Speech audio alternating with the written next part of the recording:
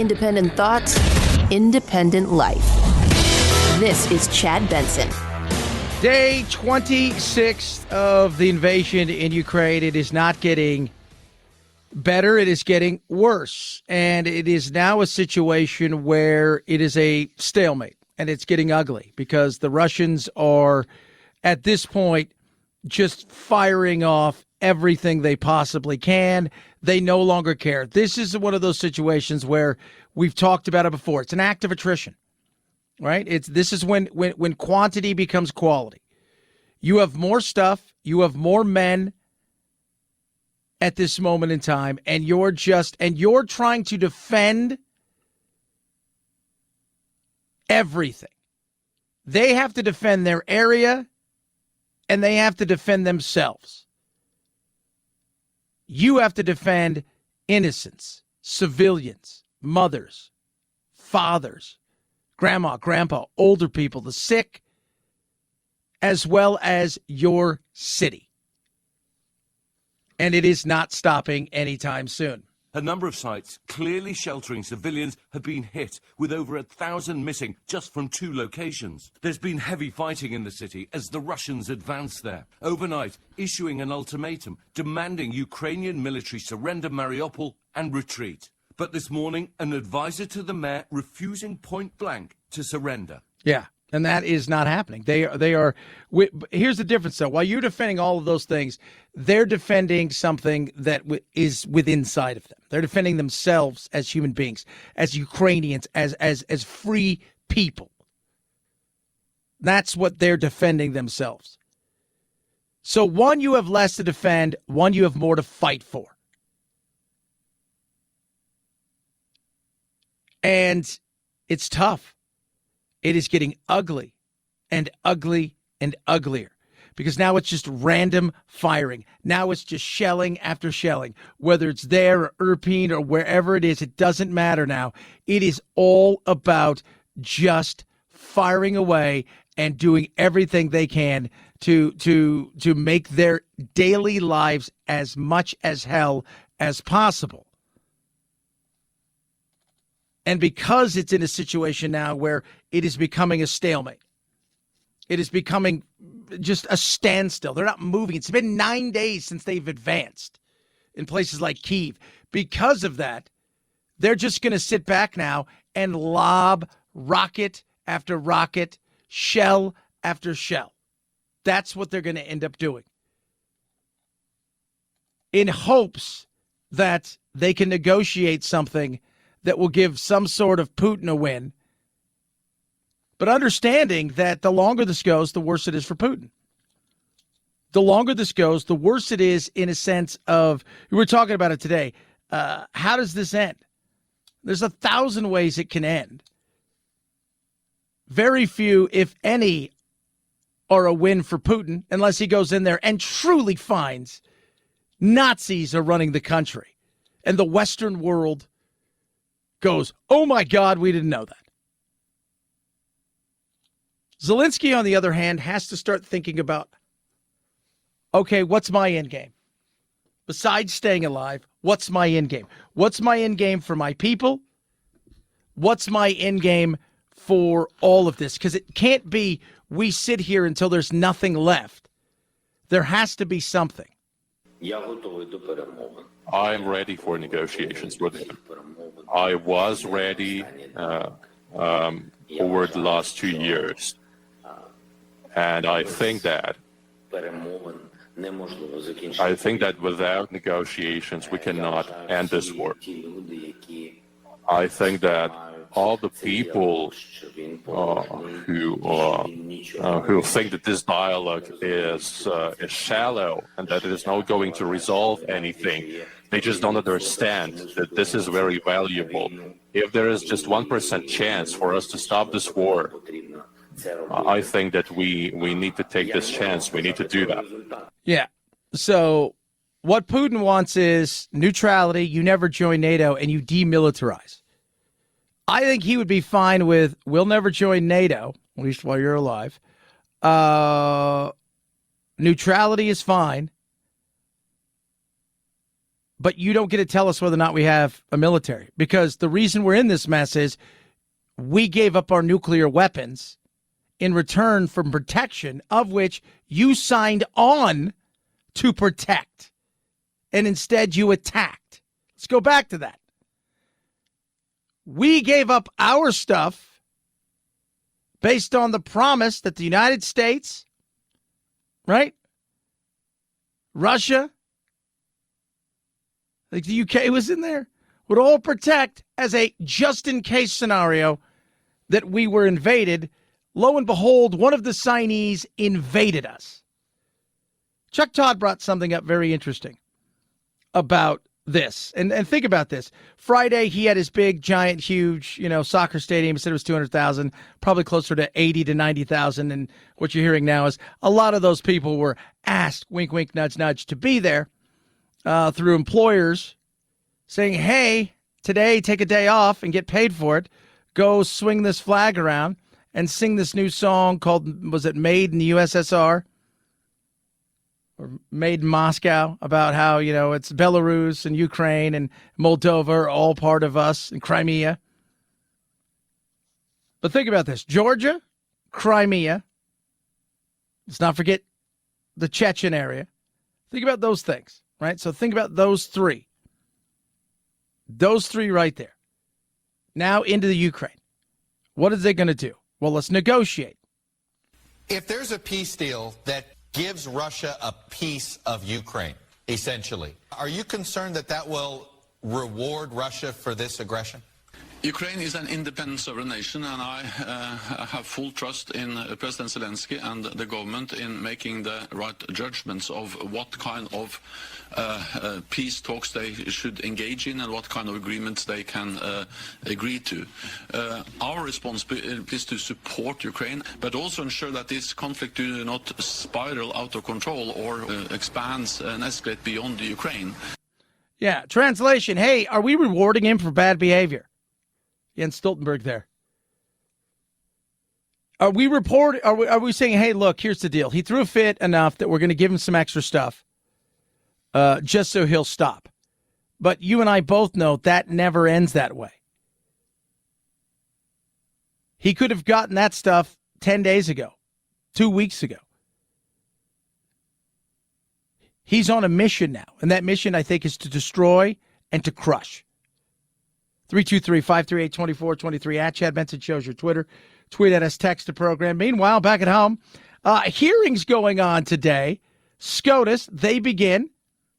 All that being said, one person who will pay attention from a hospital bed is somebody who's already on the court. The court saying he was admitted to a D.C. area hospital Friday evening after experiencing flu-like symptoms. He underwent tests, was diagnosed with an infection, and is being treated with intravenous antibiotics. The court saying he's expected to be released from the hospital in a day or two. Yep, Clarence Thomas, 73, has some sort of infection. They say he's fine, but it goes back to that 6-3 could easily become 5-4. And the precariousness of the courts and why so many people were angry that the notorious Ruth Bader Ginsburg, RBG, did not leave earlier when they had a chance to replace her with somebody younger. And that's one of those things where you see now what the courts are about. You see how important they are. You understand that we decide stuff kind of at a ballot box, but in a lot of ways through judges. Laws are being written now in a way to withstand lawsuits, not whether or not they're for the betterment of the people. But today, historic hearings will begin, and it's going to be interesting to see how they handle Ketanji Brown Jackson and the way they come at this. I think they'll ask some tough questions. There's no doubt about that. You have to do that. All that being said, I don't think we're going to see a repeat of what we saw with Amy Coney Barrett or with when you go back to Kavanaugh and the insanity. Because for all intents and purposes, as yesterday, Chris Christie said, look, it's like for like at this point. It's like for like. I'm going to listen to the hearings, and by the way, she'll be treated much better than Democrats have typically treated Republican nominees like Clarence Thomas and Brett Kavanaugh. Yeah. All that, pushed aside of the chaos and craziness, it's different. She is different comparatively to a lot of what we see on the court right now. Now, they all go to the same place. Right? They're all going to Yale. They all go to Harvard. Like, you go to like 2 schools, 3 schools, very rarely. I think Amy Coney Barrett is the only one. She went to Notre Dame. I think everybody else comes essentially from the same place. She will get asked about her record as a public defender. She will be the first public defender on the Supreme Court if confirmed. She represented some unsavory characters, including some detainees at Guantanamo Bay, Cuba. We know that Josh Hawley, a Republican from Missouri, is likely to ask about that. Yeah. And you know what? Somebody had to represent them. Somebody did. That's what you do. That's what separates us from others, is we will try to defend the indefensible. We will try to defend people because they deserve the right to have representation. So they're going to ask tough questions. She's gone through mock sessions. She's met with Republicans and Democrats. She kind of knows what she's going to get. All that being said, I don't think it's going to be anything too spectacular. I don't think it's going to be ugly and nasty. I think it's going to be exactly what we think it is. There'll be some tough stuff, some moments to grandstand here and there. And at the end of the day, she ends up being nominated, and we move on with our lives. 323-538-2423 at Chad Benson Show is your Twitter. Tweet at us, text the program. Love hearing from you. Hope you had a good weekend. MyPillow has got discounts galore for you, including the best towels in the world. So it was great. Yesterday, my MyPillow towel, delicious, getting out of the jacuzzi for a hard day of golf. And it was just no lotiony feel. It's not, it wraps around you. It's awesome. My little daughter loves it. She likes being wrapped up like a burrito. It soaks up the water. And it's awesome. The MyPillow towel set's normally $109.99, right? So it's $110. Now for you, $39.99, $40. Think about the massive savings. Made with cotton grown in the USA. Right? That's awesome. Produced right here. 2 bath towels, 2 hand towels, 2 washcloths, available in a variety of colors and sizes, machine washable, 6-day money-back guarantee, 1-year limited warranty. Take advantage of this and all the other deep discounts. Going to mypillow.com/Benson. Use that promo code Benson when you're checking out and save big. They've got the MyPillow, the mattress topper, my favorite, the Giza Dream Sheets, everything at deep discounts. You can call 800-983-4975, 800-983-4975, or mypillow.com/Benson. Use that promo code Benson when you check out. Chad Benson Show.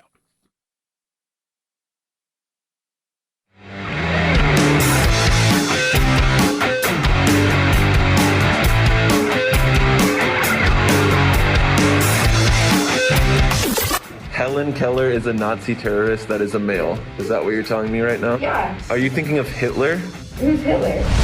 Vaccines work, but only the Chad Benson Show is 100% effective against stupidity. Do you know what D-Day is? D-Day. A person? A rapper? God, Karen, you are so stupid. Check us out on Facebook, Twitter, Instagram, and wherever you find your favorite woke-free podcasts. This is the Chad Benson Show. 3 of the 4 number 1 seeds, Gonzaga, Arizona, and Kansas, are going to the Sweet 16. Defending champion Baylor, the only exception, they fell to North Carolina. Joining the Tar Heels next weekend, their arch rivals, Duke, for the 26th time under Mike Krzyzewski. You don't go to those Sweet 16s just with talent. You do it with character. The Blue Devils rallied to beat Michigan State to stave off Krzyzewski's upcoming retirement. This year's Cinderella, 15th seed St. Peter's, got a hero's welcome on campus in Jersey City, New Jersey.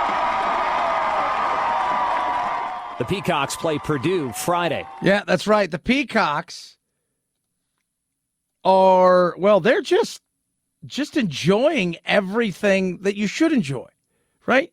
You're going to a college that nobody's ever heard of. I'm like, who the hell's St. Pete's, right? Your coach, Sheen Holloway, is, talking about, just look, soak this up, guys. This is what it's all about. This is what the tournament is all about. I just tell these guys, enjoy the moment, enjoy, don't wake up. Keep enjoying this dream. It's a tremendous dream that's happening right now. These kids put a lot of work in. I'm just very happy for them, man. When you sit back and think about everything that's happening right now, it's a tremendous thing just for the whole state of New Jersey. Yeah, the college itself, not very big. Let's let you guys know that. 2,600 undergraduates, 800 graduate students.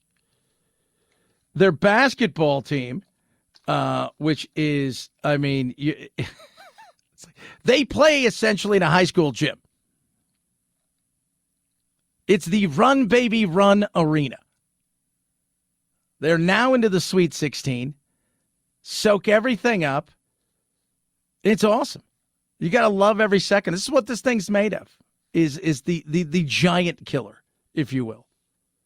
323-538-2423 at Chad Benson Show is your Twitter. Tweet at us, text the program. Love hearing from every single one of you. Horrible incident today in China. A plane crash that is frightening. Producer Anthony says, I saw a guy filming a mountainous region, probably 20 miles away, and you can see smoke coming out from it, but now they've released something, and the plane itself is just straight down nose.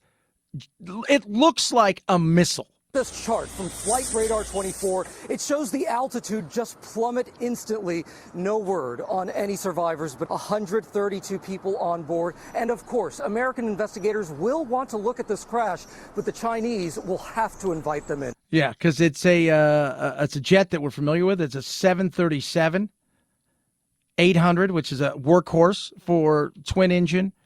Pretty much, if you're flying on, like all these Southwest and everything, you're going that short and mid hop jump from here to there, from Los Angeles to Texas. You're probably on one of these things, and when you see it head straight down, you're like, oh my god!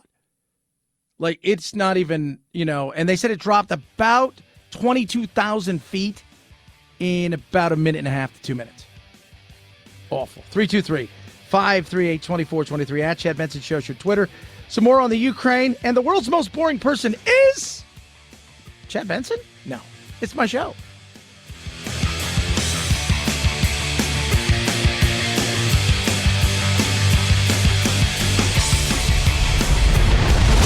The Chad Benson Show.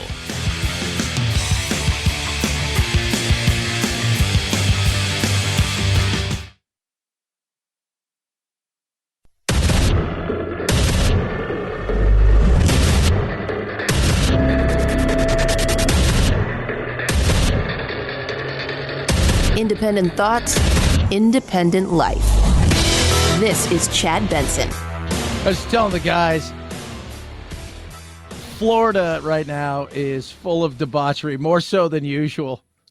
Well, 600,000 students are going to Florida this week. Last week, much of the same.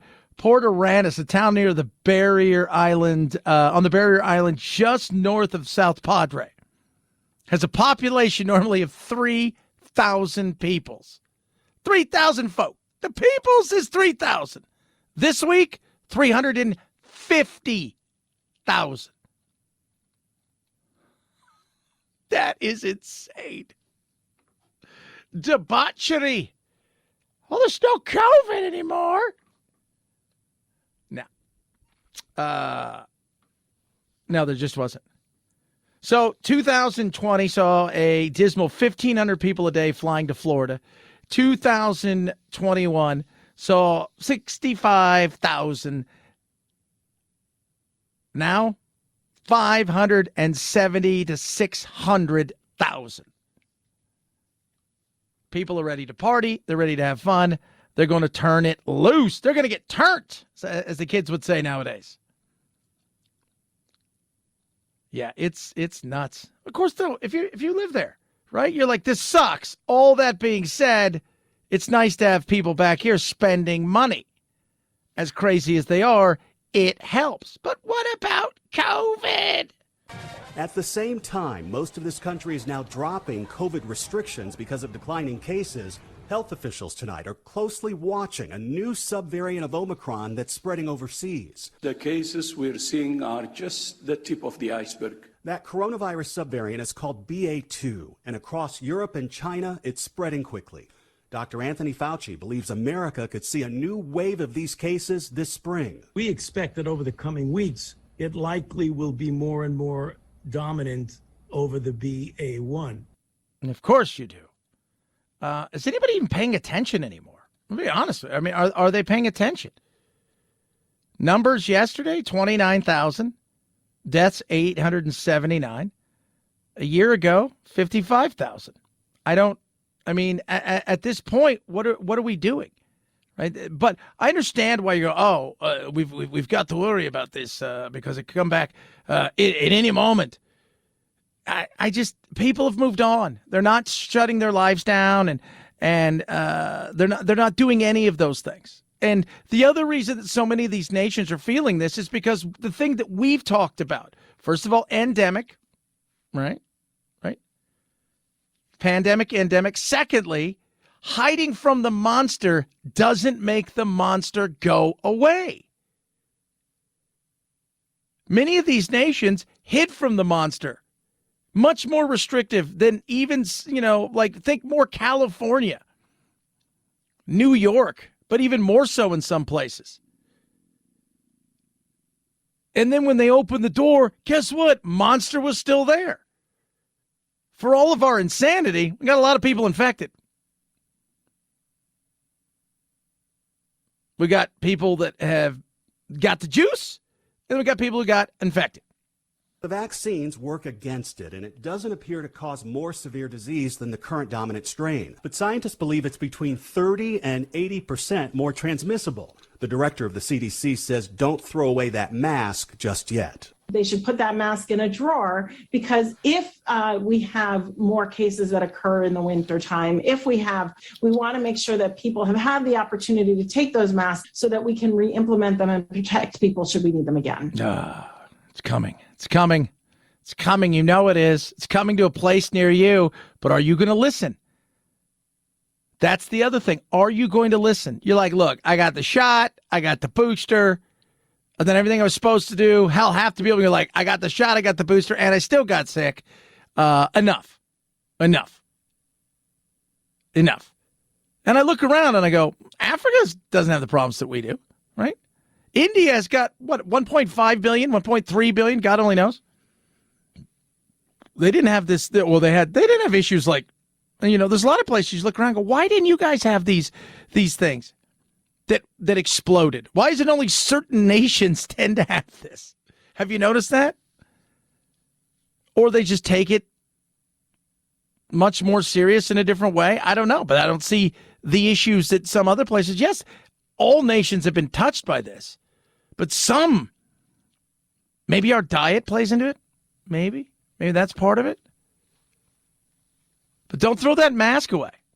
If we do see a significant surge, particularly one that might result in increased hospitalizations, we have to be prepared to pivot and perhaps reinstitute some of those restrictions. Very exciting. I can't wait for that. I can't wait for that email from work that says, back into the mask you go. You're like, oh, God. Oh, my Lord. That being said, with all that craziness of this, there's still more craziness out there. Bill Maher, who is, the right is cheering him on, and they know he's not on the right. Everybody knows he's not on the right. What he is, I always talk about the reasonable Republican, the logical liberal. Two people that can understand that some things, like, hey, letting everybody in the world who wants to come here just wander through the border and just saying, I'm here for asylum. All right, come back in 720 days. That is not a way to run a country. Can we all kind of agree that's stupid? Yeah, of course we can. Can we all agree that, hey, teaching second graders about transgender things and lifestyles and certain aspects of sex, regardless of straight or, you don't need to do that. Right? You just don't. Again, logical liberals, right? You got that. You got reasonable Republicans that come together and talk. 7-year-olds don't need to be in a mask. Why? Because they're not affected by this thing. Well, we're going to keep them in a mask anyways. He got on to Kyrie Irving, who we've talked about numerous occasions. Little flat earther. He's an interesting character. Can't play on his team at home, but can be in the building. What?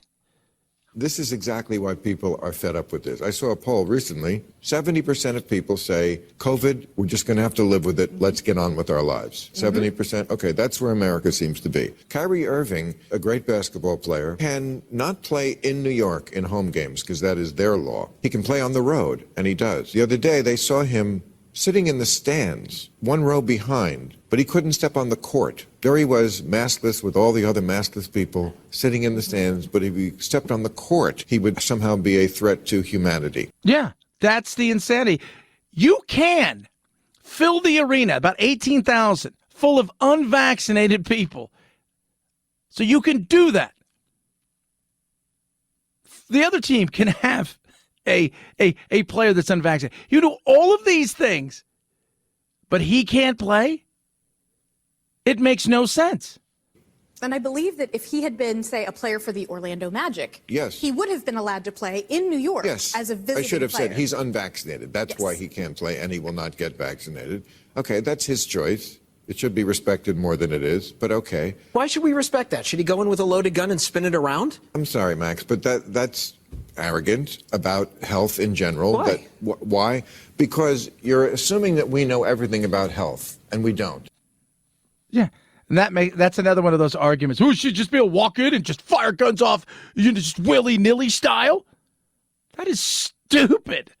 But that's the argument that many on the left tried to make about this. What I'm saying is, we don't know a lot about health. We don't know what causes cancer. We don't know what confluence of different things. I'm not saying it's the vaccine. I'm saying until we answer basic questions about health, don't tell me how to handle my health. There are a couple of different types of people who don't want the vaccine. There are idiots who think it has a microchip in it. And then there are people like Kyrie Irving and Aaron Rodgers and Djokovic who are finely tuned athletes who are very careful about everything they put in their body. And they want to handle their health with their natural system.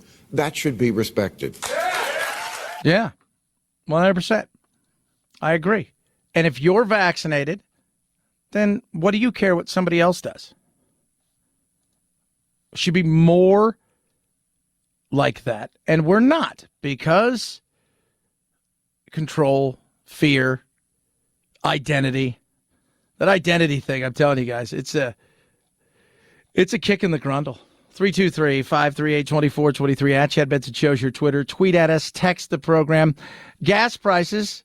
I went to a supermarket by my house, and we picked up a prescription, and we went over. They have some gas pumps, like these things do, these places, and I went in and I'm like, oh, cool. Put the number in. With $1 off. I was like, oh, my God, I got $1 off. It's incredible. It was. I'm not going to lie to you. But I'm like $3.88. Remember when it was $2.88? Like a year and a half ago.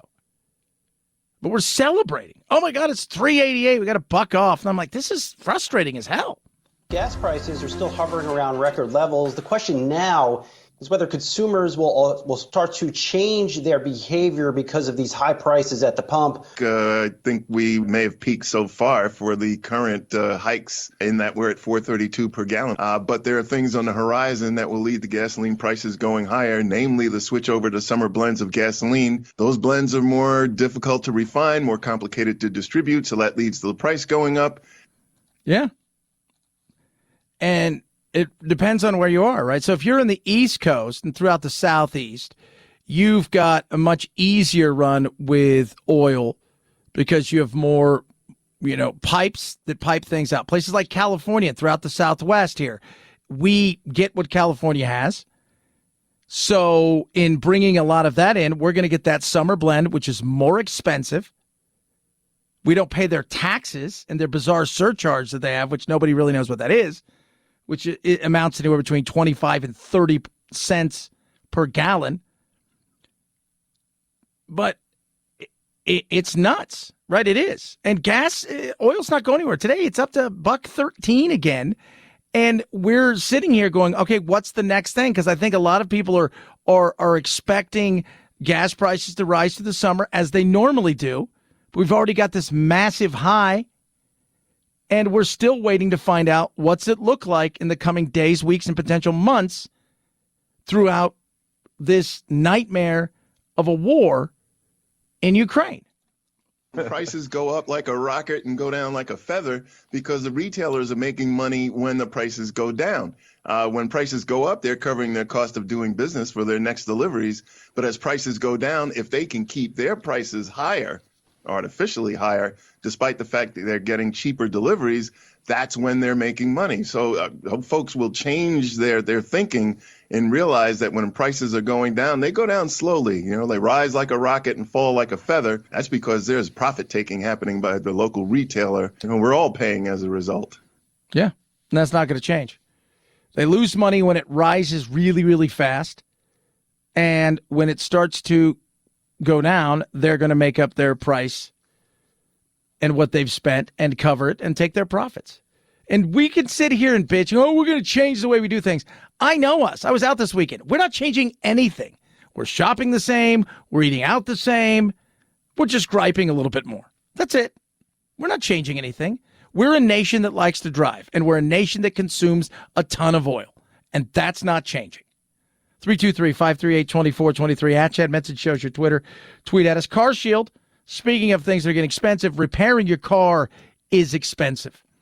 Car prices through the roof. Used car prices really, really through the roof. Why not protect your car, protect your wallet, right? Which is a phenomenal thing. Protect yourself. Get yourself some Car Shield. You're going to love it. You get 24/7 roadside assistance, a rental car for free while your car's in the shop. That shop is the shop that you choose. And by the way, they get them paid directly, right? So they pay them directly, do all the paperwork. You do nothing but pay a small deductible. That is awesome. Saves you thousands of dollars on cover repairs. Now, they got plans to fit everybody's budget.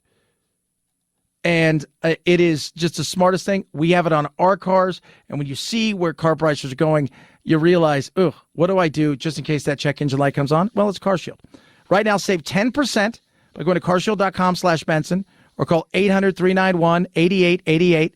Use promo code Benson. And lock in your price forever. So if you keep it for 5 years, your price will never change. That's carshield.com/Benson or call 800-391-8888 to save 10%. A deductible may apply. Chad Benson Show.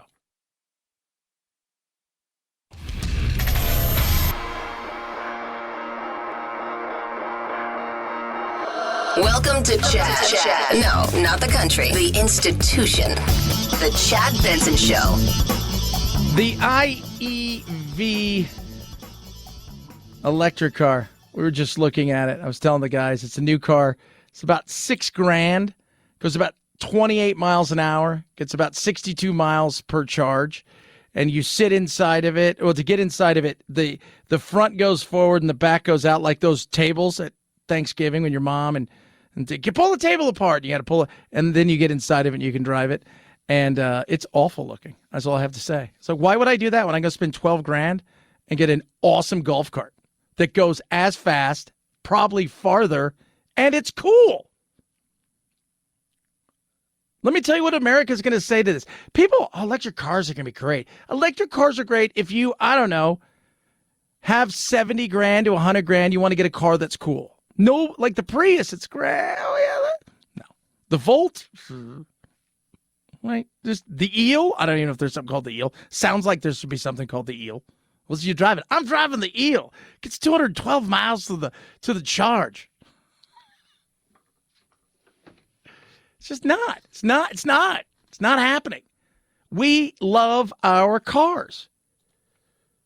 Remember when we had that big gas spike a decade ago, and everybody's like, oh, geez, everybody's going to go out and we're all going to go. We didn't go electric. Like 1.5% to 2% of the cars in America are electric. Now, out of those, 95% of them bought those cars, Teslas, because they wanted to drive something that was cool, not because they cared about the environment. And the reason that they're making trucks and Hummers is because we still like our big stuff. That's it. Period. Case closed. End of story. America, baby. Let's get into some trouble. $300 million for The Batman. That's the total domestic take for the gritty superhero action drama after this weekend's $36.8 million take. More than enough to keep it top of the box office for a third straight week. Vengeance. The Batman's now second only to Spider-Man No Way Home in pandemic-era North American earnings. Worldwide, it crossed the $500 million mark midweek and has now collected $598 million globally and counting. Number 2 was Jujutsu Kaisen the movie. Yuto Aktosu, a high schooler who gains control of an extremely powerful cursed spirit and gets enrolled in the Tokyo Professional Jiu-Jitsu High School by Jiu-Jitsu sorcerers. That's done $130 million worldwide. Never heard of it. The Batman. I always thought it was Batman, but apparently it's The Batman. It's not the Ukraine. It's just Ukraine. $600 million. Not bad. I don't think there's a really big movie coming out until, the April 1st. That's when we're going to get Morbius, which looks really cool. Lost City comes out this week, and that might be fun. 323-538-2423. At Chad Benson Show is your Twitter.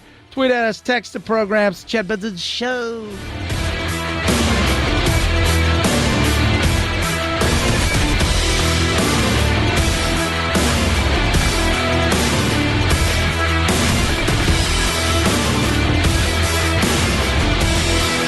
This is the Chad Benson Show.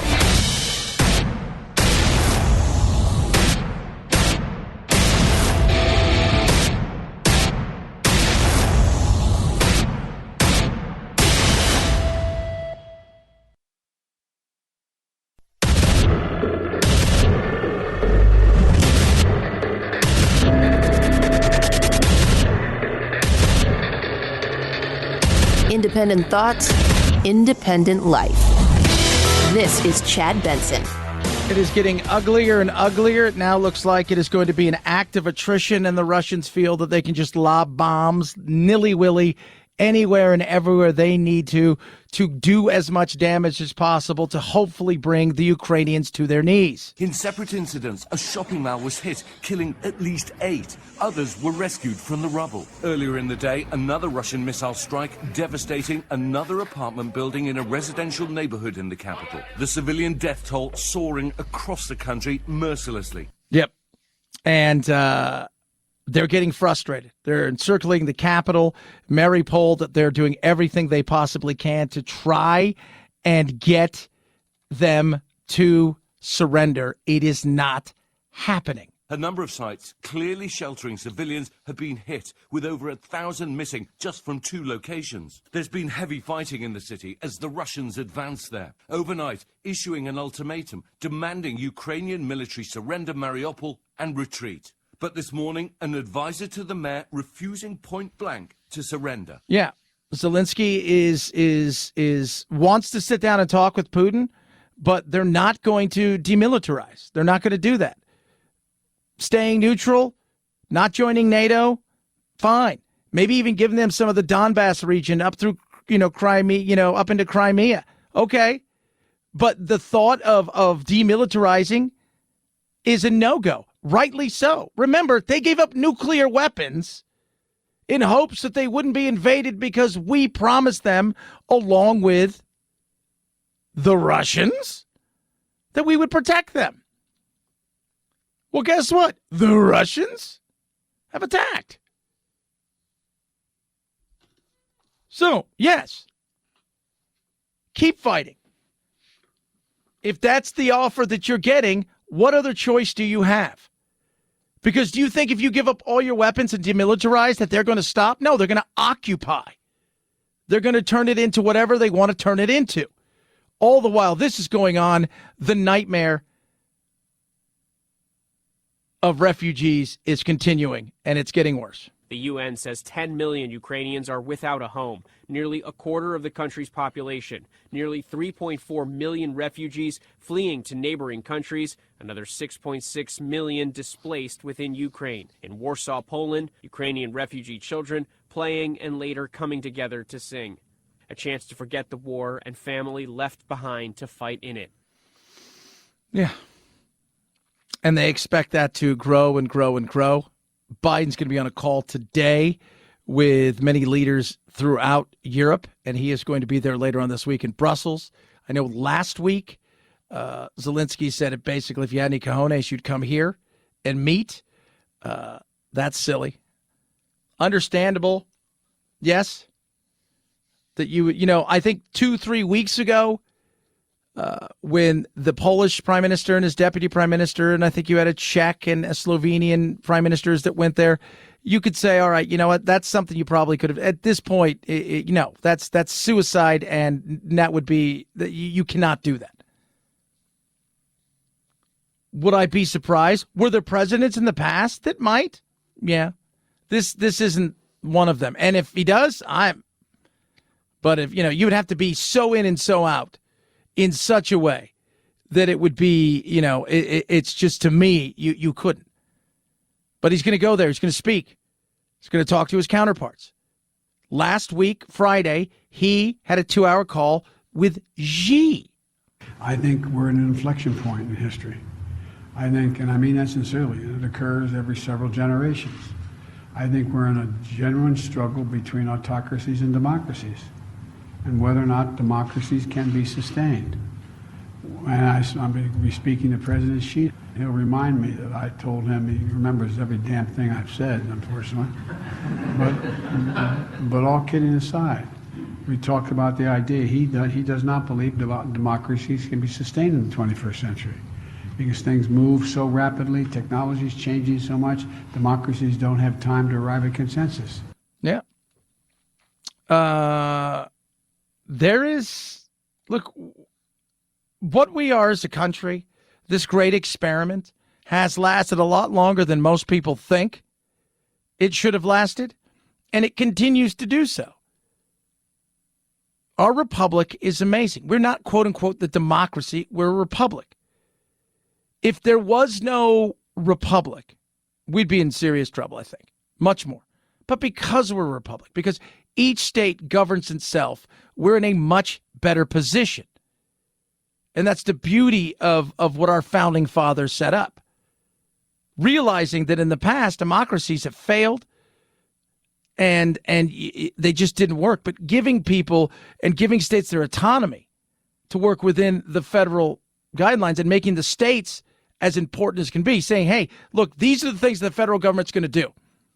We're going to protect your right to speech. We're going to protect your right to worship who you want to worship. We're going to protect your right to carry a gun. But we're also going to allow you guys to make up the rest. So, yes, democracies are tough. We're not a democracy. We're a republic. So wherever you're listening to me now, your state is far more important and has more of a day-to-day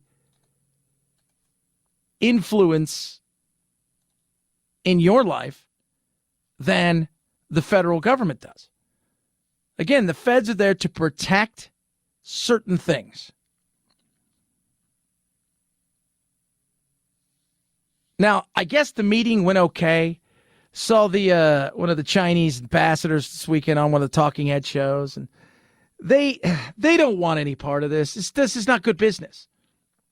This is just not good business. And right now, they're all about business. That's what they're about. They're about business. They're looking around going, this isn't good business. It's not good for anybody. It's not good for trade. It's not good for Europe, which is their biggest trading partner. We're second biggest. It's essentially a tie. It's not good for anybody. And it's not good for China. And Xi is having some issues. The reality is Xi's issues started last year, really over the last couple of years, when he moved away from the more of an autocracy with really capitalistic leanings to more of a Maoist kind of open financial world. And in doing that, he has slowed their growth. You've seen much more unemployment. Then COVID hit, and that got ugly. And now you've tethered yourself, in theory, to the pooter, and that's not going to help. It's not.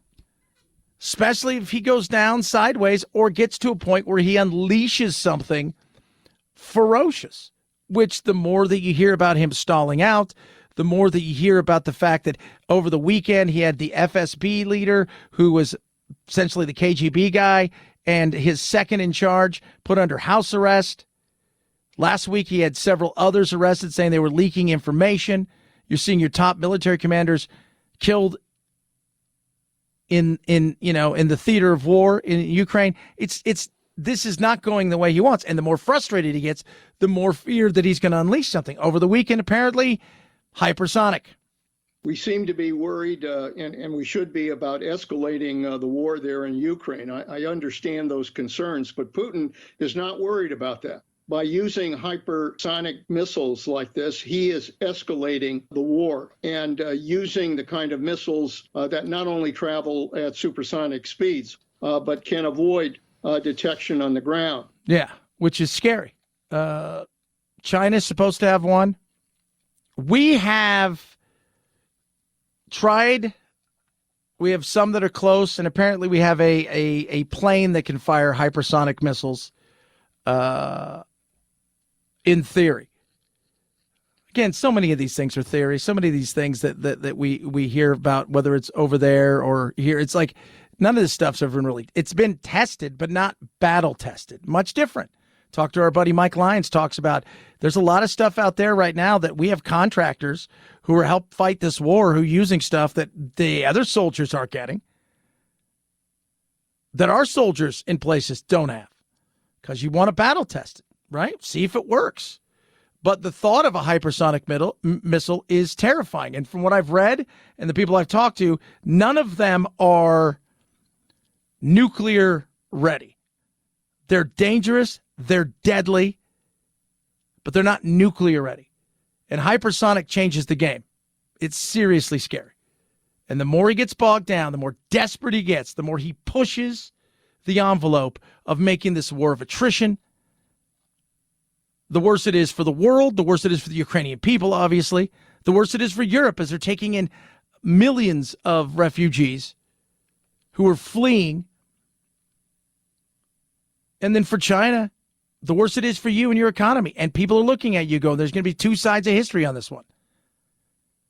Did you sign a pact just to shut him up so you could have your Olympics without him invading during your Olympics, which would be something he would probably have done if not for your Olympics, and you saying, hey, we'll help you out with some stuff, thinking he's not going to need stuff. Well, he needs stuff. And you're like, I just said that. I don't really mean it.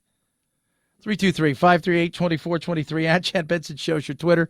Tweet at us. Coming up, the world's most boring person. They figured it out. They have figured it out. It is not me. It's probably not you. Some of you may go, well, that sounds like me. Tell you who that is. A little what's trending as well. Eden, it's awesome. So Eden, so if you don't, you can not hear me talk about the Eden Pure Thunderstorm air purifier. It is incredible.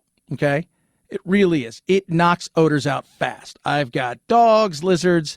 The house we're in, the smoker used to reside. You would never know any of those things because, first, I'm pretty clean. Secondly, because the Eden Pure is just amazing. It is incredible. Any smell. Boom, gone within seconds. Right now, you're going to save $200 in the Eden Pure Oxyleaf 2 Thunderstorm. It's a 3-unit pack. All you have to use is code CHAD3. It's code CHAD3, all right? It is amazing. It takes up 0 floor space, plugs directly into the wall, and no filters. I say it, and I'll say it again. No filters. Right now, you can save $200 on an Eden Pure Thunderstorm 3-pack. You can get full coverage for your kitchen, office, bedroom, anywhere you want to get rid of odors, and I'm talking about immediately. Go to EdenPureDeals.com and put discount code CHAD3 to save $200. That's EdenPureDeals.com, discount code CHAD3. Shipping is free. EdenPureDeals.com. Use code CHAD3 to save big. Chad Benson Show.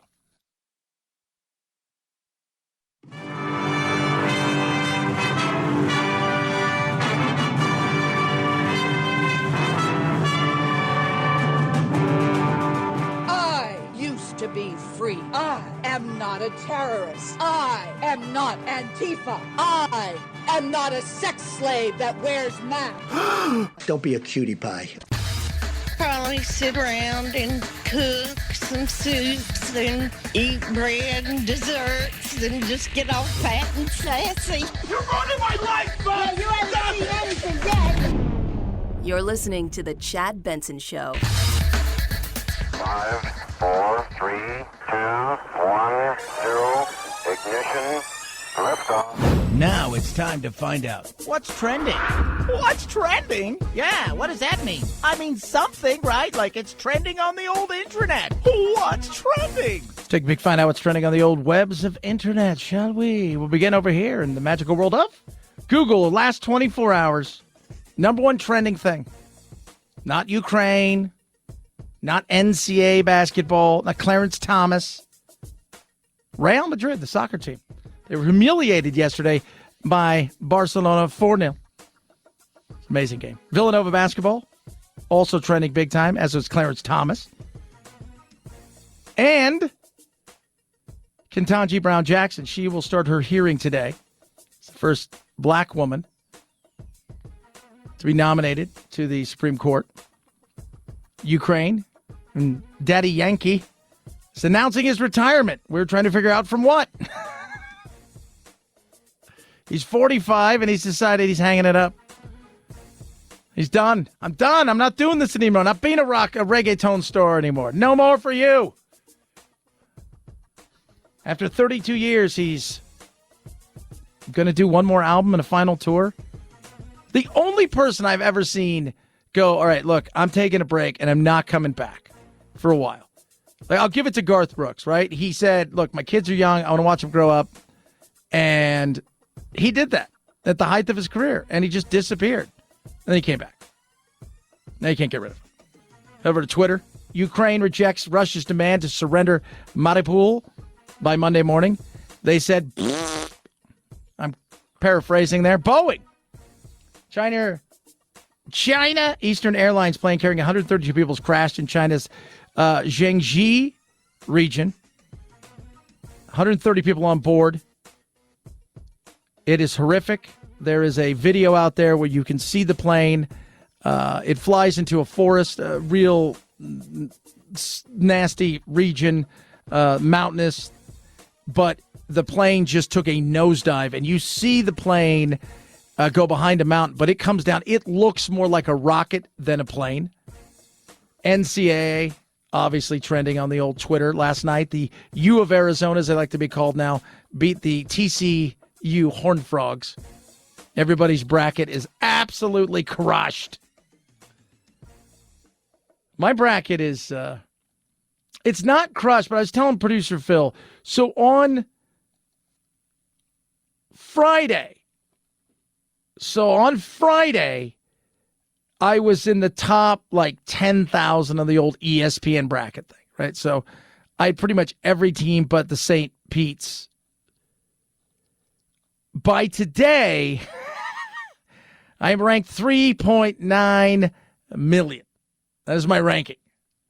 I am not doing well. But going forward, I got a good shot because I still have 3 of the 4 Final Four. Baylor let me down, and that's good. So it'll be interesting to see if any of these teams, because we get excited, right? We're like, oh, it's going to be great. And then we really kind of know what's going to happen. Your thing goes sideways, and you're done by the end of the day. You know, you like to hope that you get through the first weekend not being in a bad position with your bracket. But my bracket, and I've got like 75% of my picks right, but it doesn't matter. Because some lady in an office pool out there who knows nothing about sports is picking the teams based on their mascot, and she's leading everybody. Chad Benson Show.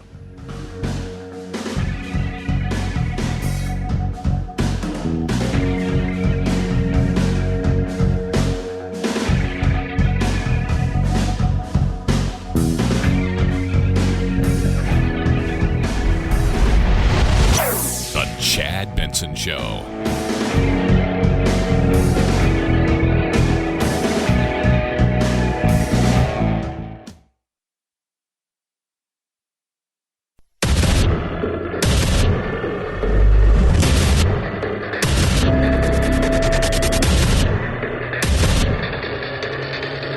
Independent thoughts, independent life. This is Chad Benson. Some polls are ridiculous because people are stupid. Some polls are ridiculous just because they're ridiculous. Let's go through a couple of those polls. First and foremost, this poll I found to be interesting and ridiculous. You guys ready for this? 6 in 10 people judge people based on the name of their given pets.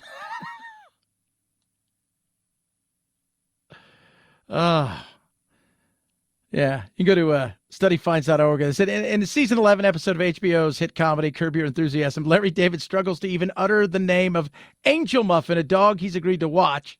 His pure disgust for the name even winds up leading to a near-death incident for the pooch. Recent study of over 2,000 Americans described their thought process. In addition, 28% of respondents who give their pets deliciously sounding moniker like Meatball or Biscuit. 36% give their furry four-legged friends human names such as Jessica or Kevin, compared to 32% who prefer traditional pet names like Fido or Fluffy. So I have, for my lizards, I've got Ozzy. I've got Mo. So Ozzy's because he's from Australia, so call him Ozzy. Mo is a giant Nile monitor. And we named after Mo Salah, the Liverpool soccer star. I've got Morticia and Gomez, who are my lace monitors. Norm is my big dude, obviously, Winston. But my cats and stuff, I have weird cat names. I did it. Like our dogs have regular names, right? We've got Doodle. We just named him Doodle. We don't even know if he speaks English. I've had him long enough. He can't see. But then we've got Red and Bowie. That's it. Red came named already, and he knew his name, and Bowie because he had a little bow tie on him. There you go. But the cats, well, I had Mr. Zippy T. Fluffer Bump, Junior Dr. Esquire III, and Captain Cat Fantastic Superhero Warrior Ninja Kitty. Just because. Then on the other side, something that is sad. And it's a YouGov poll about, and it's scary. I don't even know what to make of this. Essentially, it's you. How many Americans do you think people are trans? And you're like, well, how many Americans? How many Americans do you think are? You start going through this, and you're like, oh my God. We have no idea what we're doing. Like 30% of Americans think, a majority of Americans think 30% of America is trans? Are you kidding me? Are you kidding me? That's scary. It is frightening to think that that's what we think. To have a vast majority of America thinks that 1 in or 3 in 10 are trans. Like that's what? Where do you get that? But you start breaking down some of this stuff. Was it 25, 30% of Americans think that, a good majority of Americans think that about 30% of Americans earn $1 million a year. Not net worth, not house and all that, but they earn $1 million. It's less than 1%. It's like 0.3%. So it's not even half of a percentage point. But we are so because we are so inundated with information. And everybody thinks that everybody's Elon Musk. And everybody thinks that, what we see on TV every day is everybody's gay. Everybody is, whatever it is. And it's so ridiculous.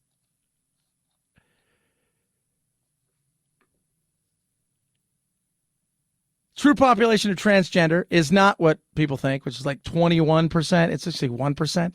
Household income over $500,000. America believes it's about 26%. It's about 1%. America believes 27% of people in America are Muslim. It's 1%. You start breaking it down. We think that gay or lesbian, it's 30% of America. It's 3%. It is nuts. It really is. I'm like, where are you getting your statistics from? I'm just curious. Like, where have you learned this stuff? It's sad. It is. It's sad. We are ill-informed, and at times I think we're getting dumber. I mean, you don't have to speak to people every day and go, yeah, I don't think we're the sharpest tools in the shed. That's for sure. And some of it is because it's willful ignorance, right? We don't care. It doesn't affect our lives, so we don't really want to learn. The minute we got out of school, whether it was high school or college, we stopped there and moved on with our life. But that's why we are in a position now where it's like, it's willful ignorance, I think. And some people aren't sharp. Come on, we all know some people. You're like, that person's kind of stupid. Like, they're nice. We're always trying to make it feel like, well, they're nice or they're this, and whatever. You're not hanging out with them. If you think that 21%, so 2 out of 10 people are trans, look around your office. Who's answering that question? If you think 30% of Americans earn $1 million, look around your office. Who are these people? My goodness me. And that's what leads to stuff like this. Target is about to close, you guys. We are about to spend the night in Target. A sleepover in a retail store. Yep, that's what some YouTube couples are up to these days, apparently. I don't know if it's just a fine if we're getting arrested. I don't really know. I don't really care. 2 weeks ago, police say they got a call for an alarm at 3 a.m. at the Exton Target off Route 100. Officers searched the building and didn't find anything. But the next day, police say Target employees found surveillance video showing 25-year-old Johnson LaRose and 24-year-old Charlotte Fisher wandering around the store for hours after they closed with phones out. Yeah. So they wandered around because, of course, that's what you do now. The goal in life is to get yourself noticed. It's about being seen. And if breaking law is part of that for your followers, then so be it. Turns out Johnson and Fisher are also saucy and honey, and the couple documented the whole thing on YouTube for their roughly 17,000 followers, calling it the 24-hour overnight challenge in Target. And despite telling followers they stayed all night, police say they left through an emergency exit at 3 a.m., setting off the alarm, and came back at 8 a.m. the next day. Regardless, police say it involved their resources and could have ended badly. And officers are searching in this dark store and suddenly at 3 o'clock in the morning come upon somebody. That's not a great situation for anybody. No, it's not. It's not. And if something would have happened, they would have sued, of course, because you're an idiot and you're staying in a Target. I had a buddy named John. Good dude. Fun. Played in high school together for a little bit. I only played a few games in high school because I was playing club and traveling and stuff. But his parents call my house one night and they ask for me. John works at Target. And he's like, I said, and he spent more time figuring out how to not do stuff than do stuff. If that makes sense. And so he was telling me, oh yeah,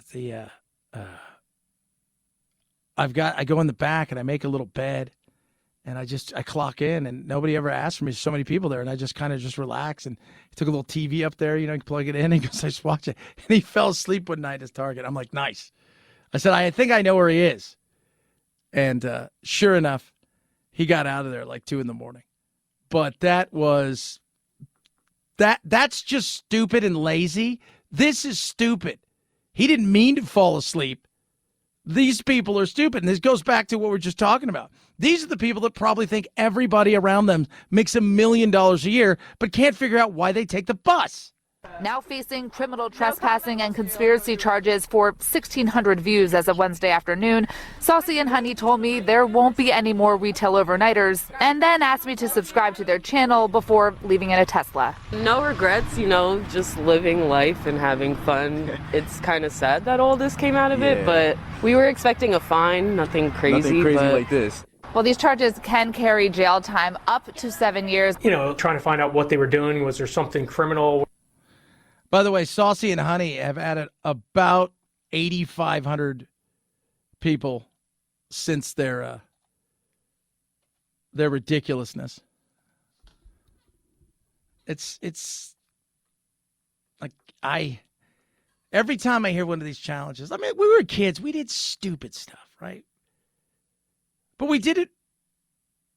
We were like, oh, let's try this, right? We weren't looking for views. There was no such thing as views.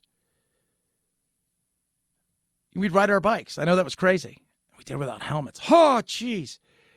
But, never would we go, hey, guys, let's stay inside of a Target all night. Never would we think that. I'd like to think we wouldn't. There's probably somebody out there, oh, we totally did that. By the way, they brought their own snacks. They didn't steal anything. They didn't take anything. This elevated them. And I like how they said, well, we're not going to do this again. Of course you are. If that gets you views, that's what you're going to do. You're desperate for people to look at you. There's a reason there's a camera on the front and the back of the phone. You need to be more like this. The study by the University of Essex on boredom tracked more than 500 people across 5 experiments. What they found was lackluster hobbies, jobs, and personality traits. At the top, more so-called boring jobs, accounting, banking, and cleaning. The most boring person in the world, a religious data entry worker who watches TV and lives in a town. The most exciting jobs, according to the study, performing arts, health professionals, journalism, science, and teaching. Teaching, really? Really? So if you're a data entry worker for a church or a religious organization and you work in a town, probably a smaller town, not a city, but a town, and you like to just watch TV, you are, according to science, the most boring individual on the planet. Some guys listening now or some gals like, oh, that's me. But I watch exciting shows. But you don't know what they're like in other ways, right? You don't know. They may have something else. That may be their job, and they may like to enjoy to watch TV, but they may be a little freaky in other ways. You just don't know. 323-538-2423 at Chad Benson Show's your Twitter. Tweet at us, text the program. Talk a little nature will mess you up. Coming up in a bit. Car Shield. 24/7 roadside assistance. So rent a car for free while your car's in the shop. The shop is the shop you choose. They get them paid directly. It is as simple and as easy as that. You pay a small deductible. You got price plans to fit everybody's budget, with cars getting more expensive. Used cars driving the rate of inflation in a lot of ways. And the fact that getting parts and labor have gone up. Why not protect yourself with the Car Shield? Over 1 million, that's right, 1 million drivers have been helped by Car Shield. And the reason is they work. Why not be one of those? They have price points to fit everybody in the plan that you're looking for. Right now, go to carshield.com/Benson. When you do that, you're going to save 10%. You can call them directly as well. 800-391-8888. 800-391-8888. Save 10% and lock in your pricing forever. carshield.com/Benson. 800-391-8888 to save 10%. A deductible may apply. Chad Benson Show.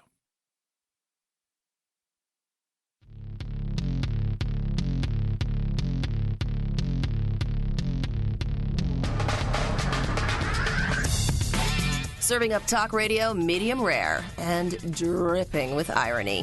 It's Chad Benson.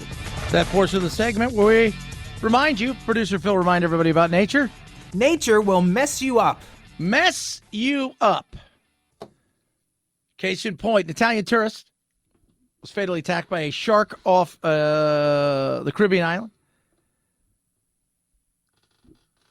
And it was brutal. In fact, moments before the attack, people saw a 8 to 10 foot tiger shark swimming. He was at a popular snorkeling area, southwest side of the San Andres, 235 miles off the coast of Nicaragua. and about 470 miles away from the Colombian mainland. The Italian tourist, Rossetto degli Abruzzi, was swimming near a cliff when he was attacked by an 8 to 10 foot tiger shark that tore essentially his leg completely off. Earlier, you could see this person filming this video, and you're like, oh my God, that's a tiger shark really close to tourists. And second only the great whites, tigers are the deadliest. And they are ferocious. And sure enough, attacked and killed. It's nature. You go in the water, that's what happens. But by the way, nature will also do naturey things to each other. Case in point, a black bear decides to go into a pen where there are two pigs, two Vietnamese potbelly pigs. Black bear's not full grown, probably weighs about 250 pounds. You put the Vietnamese potbelly pigs together, and they probably weigh about more. I see the bear jump on Mary. I freak out. Mary backs off to the corner. And I know at this time that Hammy's inside shaking and quivering and whining because he is a scaredy cat. He's a timid baby. He's attached at the hip. He's very spoiled, and every noise makes him afraid. He's a very afraid piggy. It must have taken every ounce of courage he has ever had in his life to run out like that. I'm still in shock. I'm still like, oh my God, that's my boy. I can't believe he did that. As afraid as he was. I know he was petrified when he did that. And I'm still in shock to see what he did. I'm still in shock to see how hard Mary slammed the bear up against the fence. Again, I'm just super proud of these pigs. They're my therapy. I just love them so much. Yeah, she was very excited. By the way, so the bear comes over right there in the pen, and the bear climbs over and gets down, and this big white pig. And when you get a Vietnamese potbelly pig, I got my mom one because my mother likes pigs. So I get my mom one. They're not always just Vietnamese potbelly pigs. We had pignoceros. We called him that because he also had boar in him, which we didn't know because he had little tusks. And he would throw the Great Danes around in the yard like they were rag dolls. They got nowhere near him. So this bear gets over, and man, it gets down on the ground, and here comes this big white pig, and this big white pig slams the bear, literally throws it across with its snout, right? And then it backs off, and the bear's kind of like, what the hell just happened? Like, wait, what? And then you see this other thing come out, right? It's like looking around going, what's going on? What's going on? That must be the hammy one. And he comes out, and he does a little chase and slashes him. And then the bear's like, I'm out. Again, nature will mess you up, and that includes other nature. Nature is a violent, vicious place. 323-538-2423. At Chad Benson Show is your Twitter. Tweet at us. Text the program. Love hearing from all of you. Check out all of our social media. Across everywhere. Building a new website. All that good stuff's happening. 'Tis the Chad Benson Show.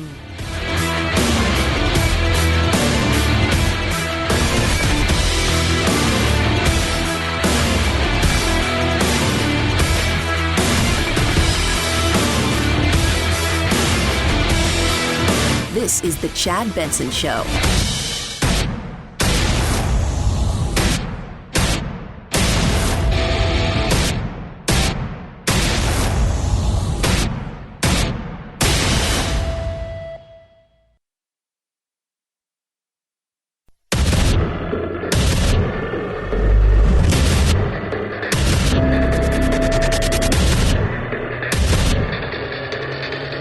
Independent thoughts, independent life.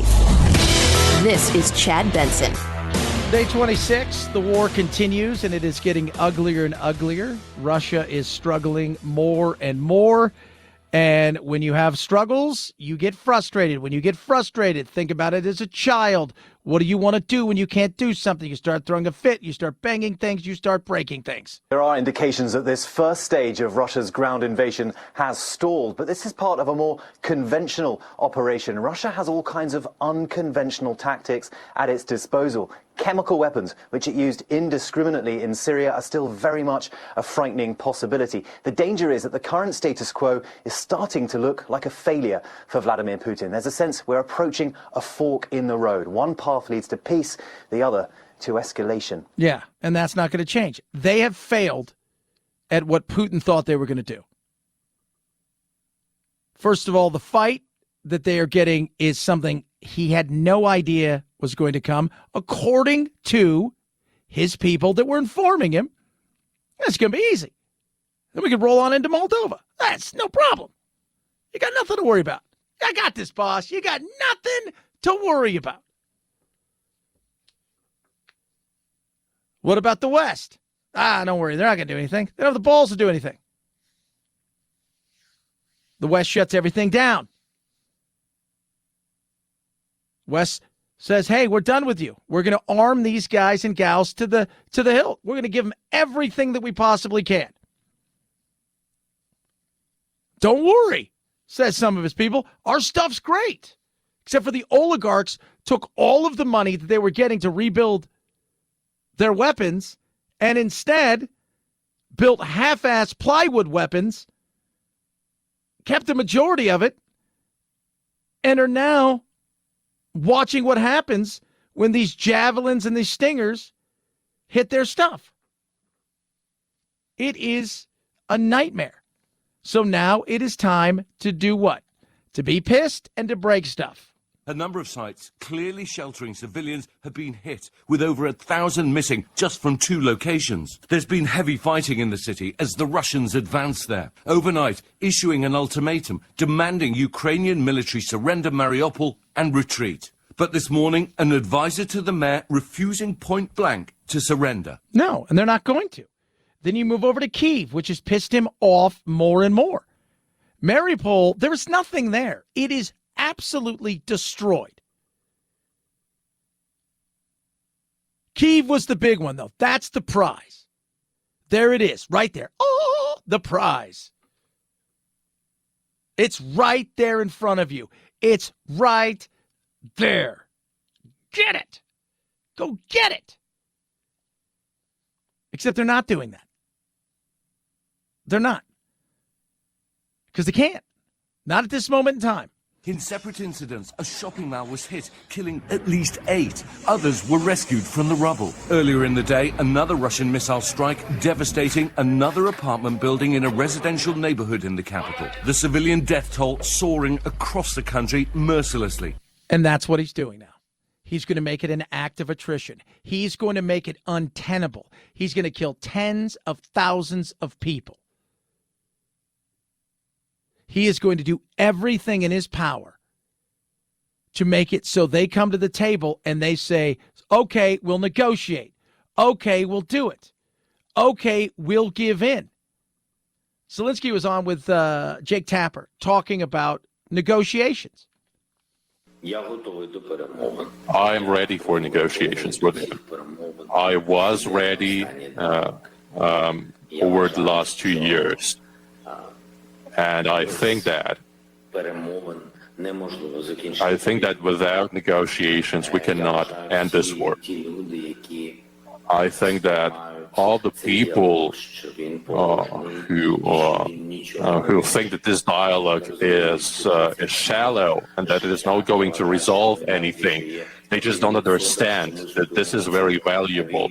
If there is just 1% chance for us to stop this war, I think that we need to take this chance. We need to do that. Yeah, but nobody's going to believe anything he says. Period. Case closed.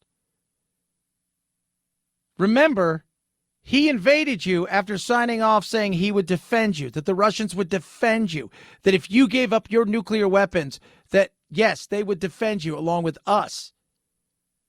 Several others. The Budapest Memorandum, Accords, whatever you want to call it. Here's the reality of it.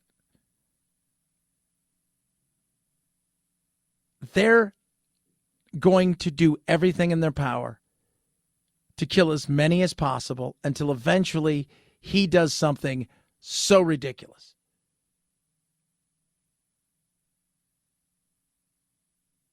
That it's going to even shock the world. That's the fear. His anger, he's pissed. He held that big giant rally on Friday. I don't know if you guys saw that. There's like 200,000 people. I was like, probably about 80 to 100. I was like, it's like he's riffing too. He's out there on a mic like he's Kevin Hart in front of a big crowd. Like, what's up? He's desperate. He's frustrated.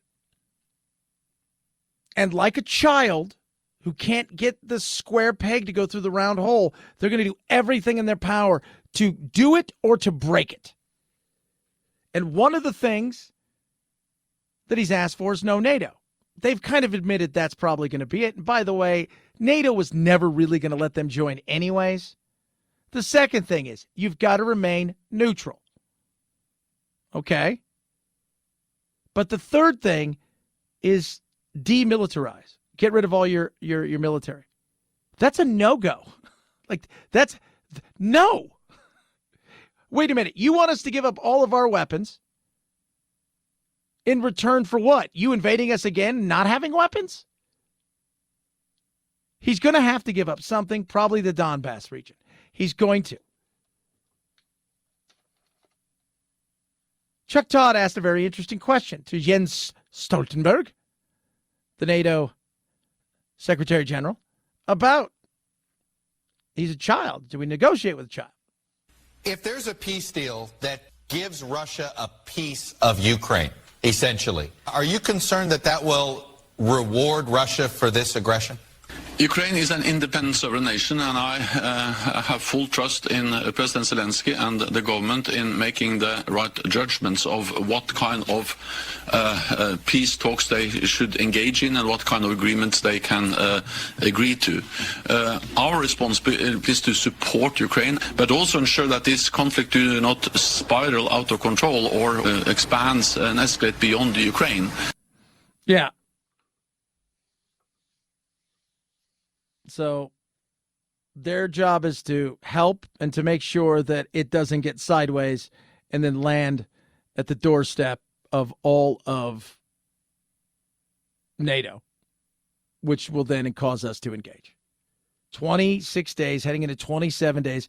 It is ugly, it is nasty, and it's going to get worse before it gets better. And I don't know what better looks like. A quarter of the people have been displaced already from their homes. Their homes are destroyed or they fled their cities. So that's 10 million people, of which 3.5 to 4 million have fled into Europe, which is causing an emergency crisis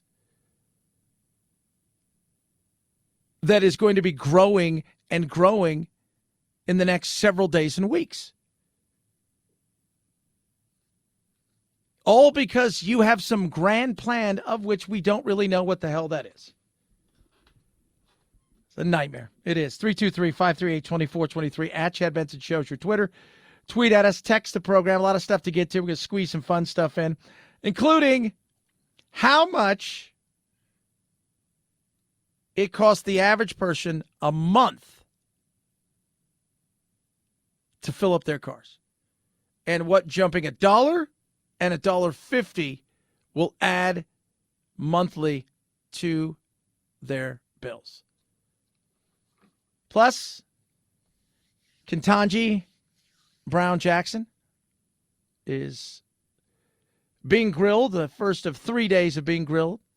Chance to become the first African-American woman on the Supreme Court. Talk about that. China, a bunch of other stuff. COVID. Oh, my God, is there a new strain? I'm sure there is. There's always a new strain. There's always something. 323-538-2423 at Chad Benson Show is your Twitter. Tweet at us. Text the program Rough Greens, ruffgreens.com/Chad. They make any pet food better. They say that. I know it to be true because I give it to my dogs. Give it to my older dog, Doodle, for the last 3 years, and his life is, well, it's his life. Because the reality is without it, I don't think he'd be here. I know it. It's the only change we've made in his life. And to see how much healthier he is incredible. We give it to our puppies as well. They're a couple years old, but They eat it up. You sprinkle on top of your dog's food, vitamins, minerals, probiotics, omega-369, all this incredible stuff. And you know what it does? Brings their dog food to life. Try it right now. Rough Greens wants you to try it before you buy it. You're going to put their money where their mouth is. ruffgreens.com/Chad. You go there. They're going to send you back for free. You cover the cost of shipping. It's that simple. Ruffgreens.com/Chad, or call them 833-MyDog77, 833-MyDog77. Rough Greens makes any pet food better. Chad Benson Show.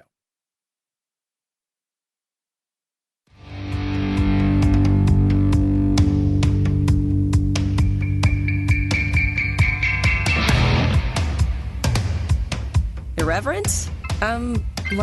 Yeah. So what? It's the Chad Benson Show. 7.5 hours of questioning starting Tuesday and Wednesday for the judge. She's going to be really peppered by all 22 members of the Judiciary Committee. Remember, there are 11 Republicans, 11 Democrats.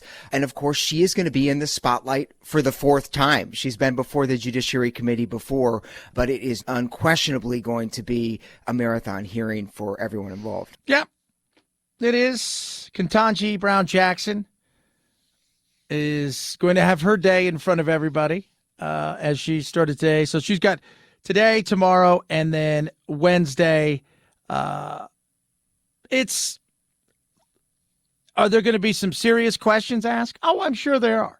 Let's not pretend that there isn't. It's not going to be a cakewalk, even though Mitch McConnell has come out and said, I'm going to listen to the hearings. And by the way, she'll be treated much better than Democrats have typically treated Republican nominees like Clarence Thomas and Brett Kavanaugh. Yep. But they're not going to be, I don't think we're going to see Christine Blasey Ford Part 2. Like, she touched me when we was in preschool. I think we're going to see that. She played doctor with me, and I didn't, we're not going to see any of that stuff. We're just not. What we're going to see is tough questioning on things in the past, because that's all you have to go on, where she might stand in certain situations. But these are all hypotheticals at the moment in time, understanding we're trading like for like. Her last hearing, her last appearance before the committee was just last April. I mean, so she was vetted very recently, confirmed with 3 Republican votes. She's been at it recently, but it's still going to be a test. It's tough to sit there for 2 days straight, 8 hours in that spotlight, getting the kinds of questions she's likely to get. Yeah, and one of those is going to potentially be about child porn and a decision there. There's been this controversy around her record sentencing child porn offenders, people who viewed or trafficked in child pornography. She delivered a number of sentences in cases below the federal guidelines. Senator Josh Hawley, Republican in Missouri, has made a big stink about that. We will hear questions about that as Republicans seek to leverage these hearings for some political gain. Then that's all it is. It's we're going to ask you a question. Before I do that, I'm going to grandstand a little bit. I'm going to then raise money off my grandstanding and take the sound bite that I think is worth it. And we're going to run that over and over again. And then I'm going to send out tons of emails, knowing full well that you're going to be confirmed because you've got the backing of the Democrats. You're probably going to get a Republican or 2, if not 3, that join you, on that side. Unless there's something so egregious that nobody has just a bombshell. No. Or you handle yourself poorly. That's the other thing. You handle yourself poorly. Outside of that, she's going to be confirmed, and we move on. Speaking of moving on, I can't wait till next year's March Madness, because this year sucks. 3 of the 4 number 1 seeds, Gonzaga, Arizona, and Kansas, are going to the Sweet 16. Defending champion Baylor, the only exception, they fell to North Carolina. Joining the Tar Heels next weekend, their arch rivals, Duke, for the 26th time under Mike Krzyzewski. You don't go to those Sweet 16s just with talent. You do it with character. The Blue Devils rallied to beat Michigan State to stave off Krzyzewski's upcoming retirement. This year's Cinderella, 15th seed St. Peter's, got a hero's welcome on campus in Jersey City, New Jersey. The Peacocks play Purdue Friday. Yeah. Peacocks play Purdue. They got by Murray State. They upset Kentucky, and they play at the Run Baby Run Arena. The holds like 3,000 people. I think they have maybe combined about 3,500 students. So they're making their name for themselves, and they should soak it up and enjoy all of this because you're playing against future NBA stars. And most of you will never get a sniff of the league at all. Like, you may not be invited to an open tryout anywhere. But you got to soak it up. I just tell these guys, enjoy the moment, enjoy. Like, don't wake up. Keep enjoying this dream. It's a tremendous dream that's happening right now. These kids put a lot of work in. I'm just very happy for them, man. When you sit back and think about everything that's happening right now, it's a tremendous thing just for the whole state of New Jersey. Yeah, it is. Through all the stuff, through COVID, through the nightmares of what we're witnessing now. And, this is what this thing is built upon, is those Cinderella-like things. And they've got a real shot. I mean, it's at this point of getting to potentially a Final Four. Maybe if, you win one more game, just to be around to the final game of the second weekend is massive. The fact that you're making it to the second weekend is huge. 323-538-2423 at Chad Benson Show is your Twitter. Tweet at us, text the program. Some COVID stuff coming up. We're also going to talk about why Gen Z is joining the Great Resignation and its terrifying corporate America. And a poll that makes us all realize how sad we are. You know why COVID ran rapid? When I tell you about this poll and you start putting it all together, you go, oh, yeah, I can see that. 323-538-2423 at Chad Benson Show. It's your Twitter, your Instagram. Check out Chad Benson Show on the old Facebook. Right there. Yeah, right there. Over there, check that out as well. It's Chad Benson Show.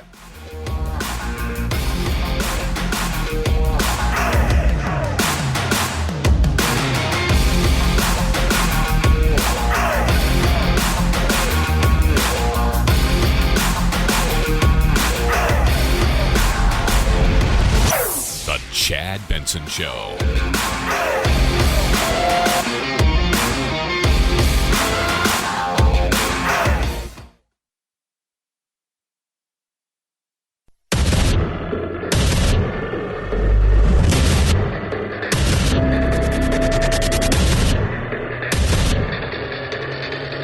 Independent thoughts, independent life. This is Chad Benson. Gas prices up, inflation's up. We got a midterm coming up. So let's take a look at because whether the president's on the ballot or not, they're on the ballot. They're on the ballot. The Democrats have the House, the Senate, narrowly, and really it's a toss-up in the Senate at this point because of Manchin and Sinema.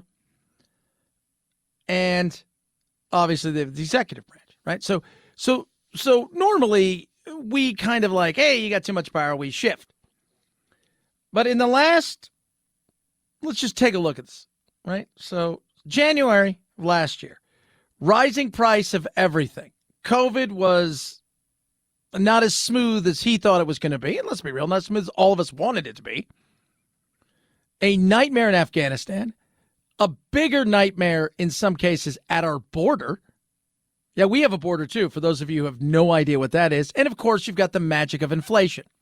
Whether you're at the pump, the supermarket, or virtually everywhere else Americans are spending money, they are paying the highest prices in living memory. And inflation, which is a tax on every single American, shows no signs of stopping. By the end of 2 years of President Biden's presidency, families will be losing more than $6,000 in buying power because of inflation. Yeah, absolutely. That's not going anywhere, guys. That isn't. Now, you can blame, it's the greedy oil companies and it's capitalism. That's my favorite. I posted some over the weekend on the old Twitter. This restaurant that we go to, which I don't like. I eat at McDonald's, and I don't eat out go to restaurants. Rarely do. Next door, I'll go get a little salad because I want to keep the lady who is very nice here. We like to do what we can. So I'll go get a salad a couple days a week down there. We'll go get a cookie. And when she was really hurting, we were going down there on a daily basis, and we were buying stuff just because she's working so hard. And when COVID shut everything down, I mean, she was devastated.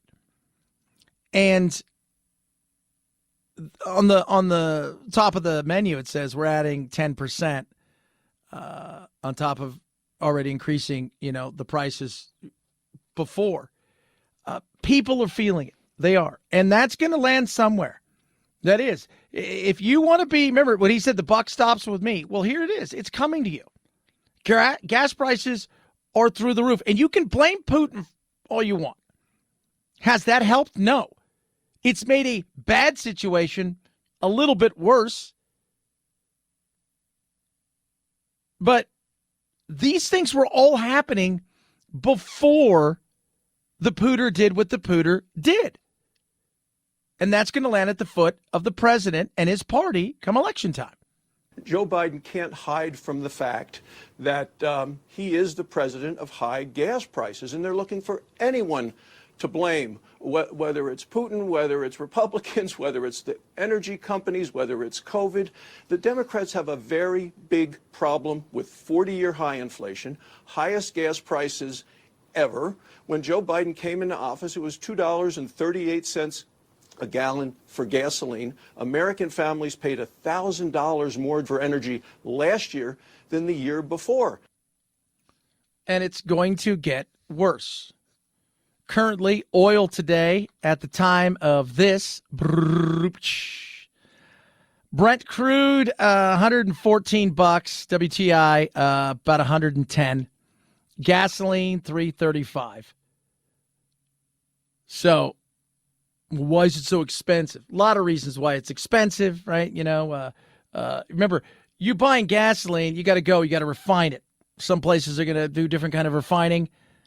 The West Coast, we refine in a much different way than the East Coast. Also, the West Coast, there's really no pipeline. So we're taking gas from point A to point B the old style by carrier pigeon. No, by train and other things like that. Tankers. Oh, geez. So you're going to have it, and it's going to be more expensive in certain areas. Speaking of that, let's calculate the additional cost.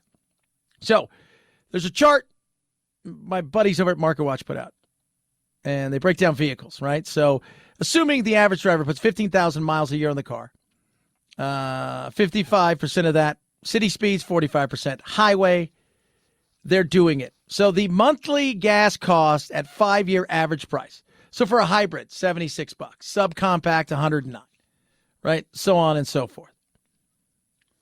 So if you, let's just say, have a van,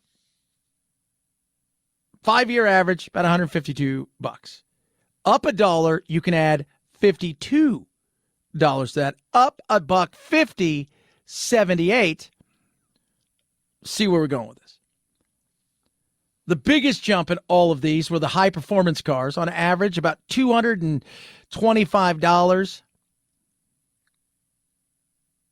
for a 5-year average month-wise. You're going to see a $70 jump if it goes up $1, $111. But as I always like to say, if you're driving a high-performance car, chances are you're like, whatever. Yeah, you probably are saying that. Here's something real, though. Mid-size car. So you look at a mid-size car, 5-year average is about $129 a month. And this is assuming you're doing about 15,000 miles a year. We are a nation of vehicles. We love to drive. If it goes up $1, you're going to add $43. If it goes up $1.50, $64. If it goes up $2, you're going to add $86. Well, most places it's gone up $2+. So you're adding close to almost $100 onto your gas bill, if not more, on a monthly basis.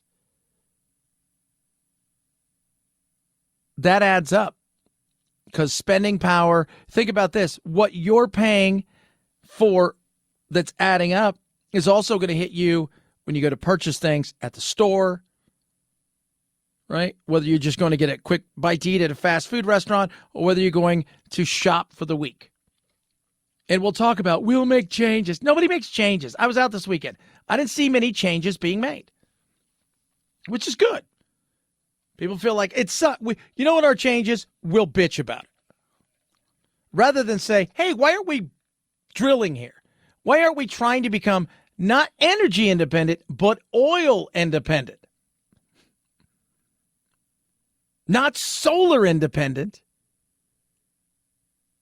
not hydro independent, but actual independent on the oil side, so we can go, we're no longer dependent on nations that hate us. Because we'd rather them destroy the world, and then we could say we did our part. Okay. 323-538-2423 at Chad Benson Show's your Twitter. Tweet at us, text the program. Love hearing from all of you. I was not as shocked as I think I would have been.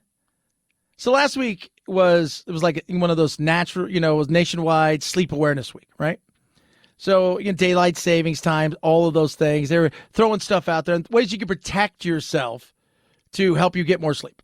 Scientists say that even a little bit of light while you're asleep can harm your heart. Researchers from Northwestern University say heart rates rise and the body can't rest properly when there's light in a bedroom. Their findings add that exposure to even a moderate amount of ambient lighting during nighttime sleep compared to sleeping in a dimly lit room harms cardiovascular functions and increases insulin resistance the following morning. And here I thought it was all the drinking and the smoking. No, funny guy, ha ha. Light exposure in the daytime kicks the heart into gear to meet the challenges of the day. She says the same thing happens with light exposure while you're asleep, which they say is not a good thing. Study authors found that insulin resistance occurred in the morning after people slept in a lit room. They were more overweight and obese.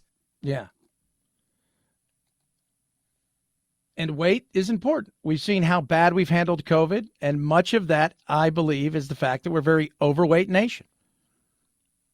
Myself included. I spent years being really fit, playing soccer.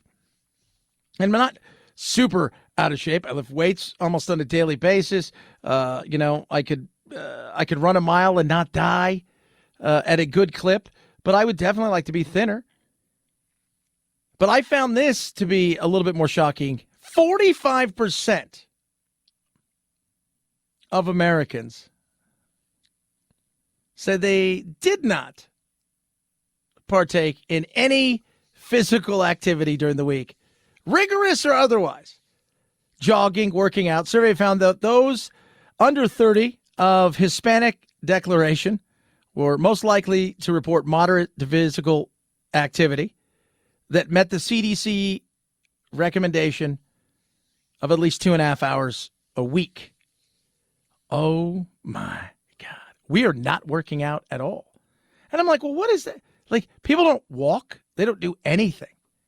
I joke with my uncle. So when I call my uncle at night, because he and I are business partners and we're also best friends, and I call him every night. Hey, Paul, how many steps did you take today? I was joking. I love the guy. I want him to be fit. He's not. And he'll go, hold on, I'll tell you. And he'll laugh and I go, 68. I'm like, what? Yeah, like or like a big day. The other day, he said, oh my God, dude, a big day. I go, what'd you do? He's 1,000 steps. I'm like, my God, dude, we got to get you out there doing more. That's a lot of America. It is. It is. And man, sleep is another thing. Some people need a lot of sleep. Some people don't. I'm blessed that I don't need a lot of sleep. I will tell you guys this right now. You guys ready to hear my sleep? Are you ready for this, producer Phil, for my magical sleep last night? Hit me. According to my watch, 1 hour and 47 minutes was my sleep. And my room was dark. Just don't. Get up and go. That's what I do. But I'm blessed. But I do need more energy. And I'm trying to kind of take a nap here and there more than I would, just because I realize the benefits of it. Plus, naps are awesome.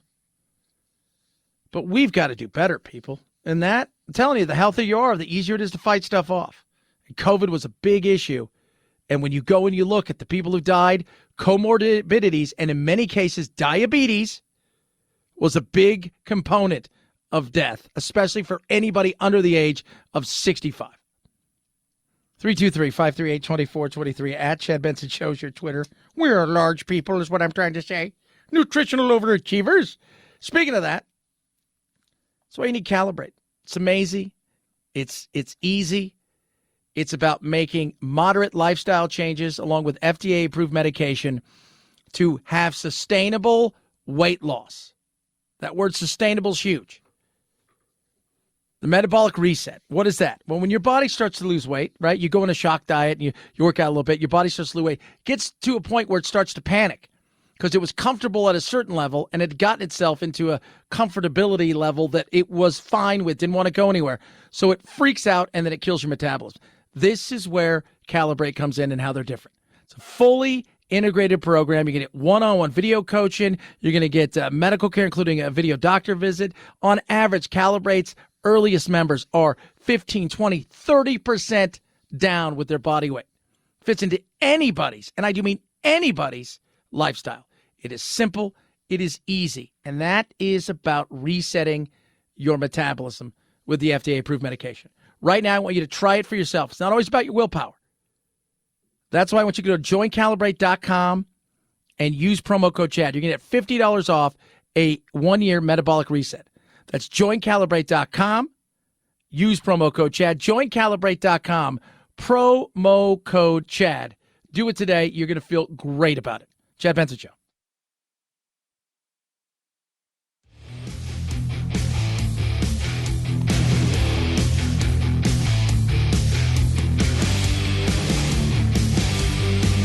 If you like talk radio like Chad Benson likes his meals, you've come to the perfect place for takeout.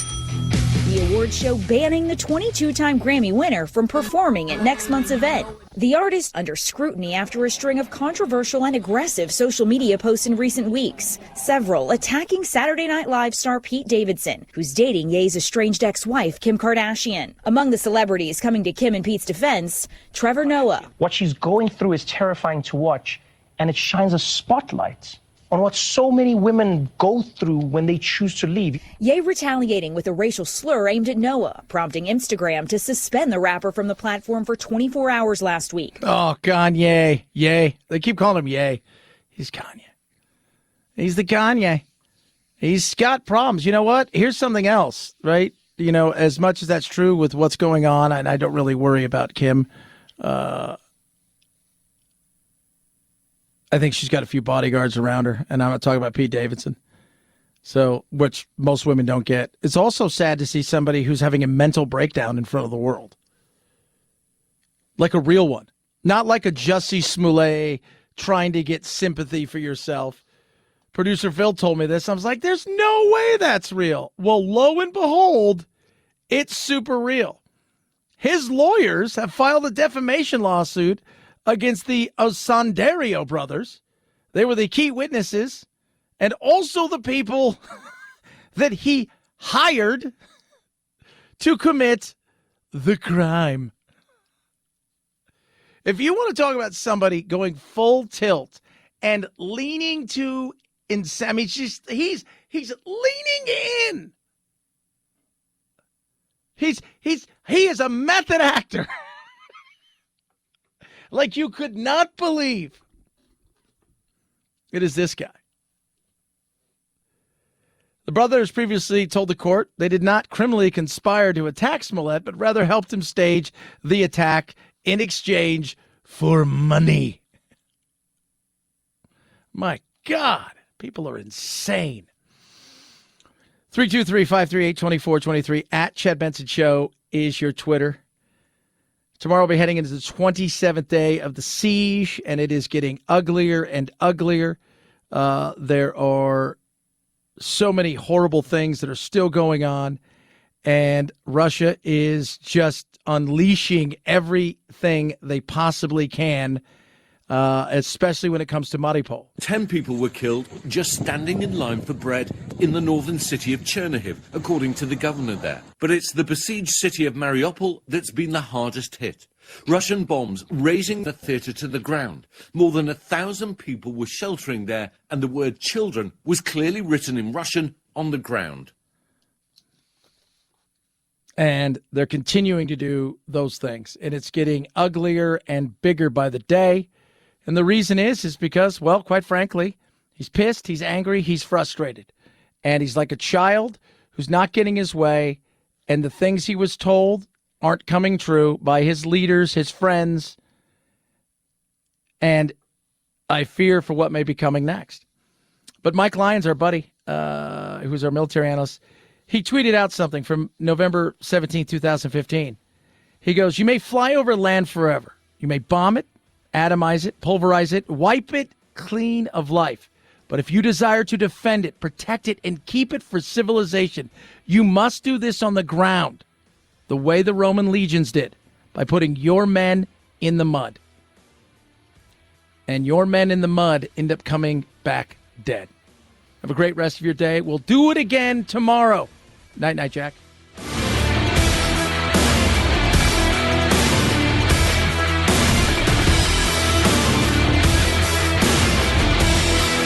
This is the Chad Benson Show.